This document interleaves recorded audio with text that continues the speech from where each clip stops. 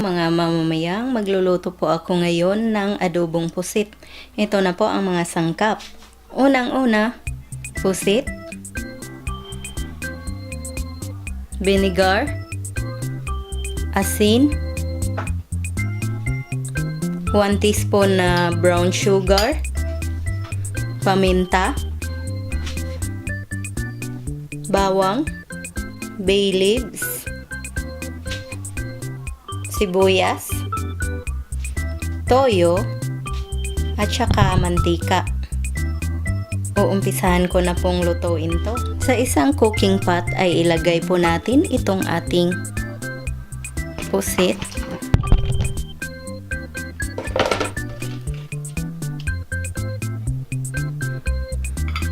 Tapos ilalagay natin yung ating paminta, basil leaves, bawang, sibuyas, asin, suka, at saka toyo.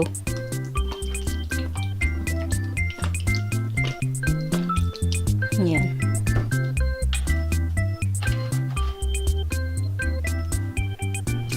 Hahaluin po natin to.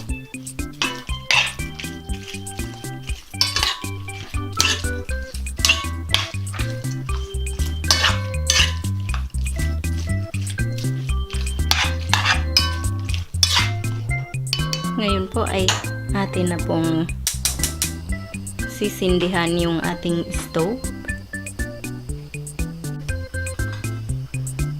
Ngayon po ay tatakpan po muna natin to.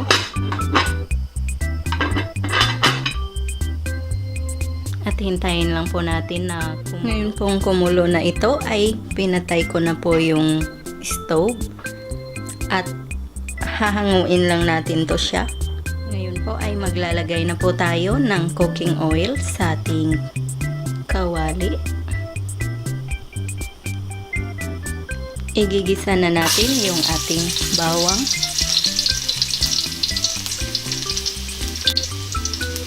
At isunod ang sibuyas.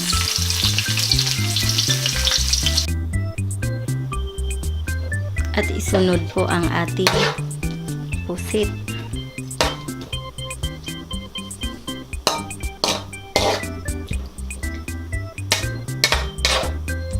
Patutuyuin ko lang po ito ng konti.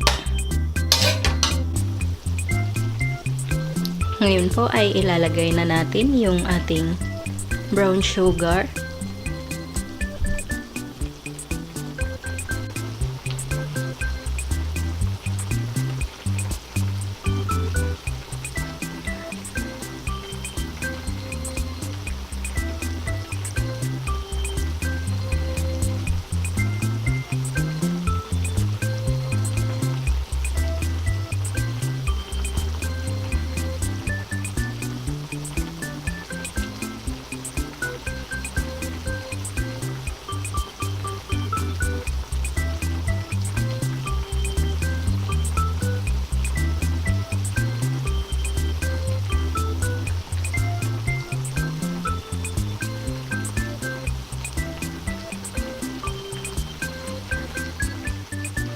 Ngayon po ay luto na ang ating adobong pusit.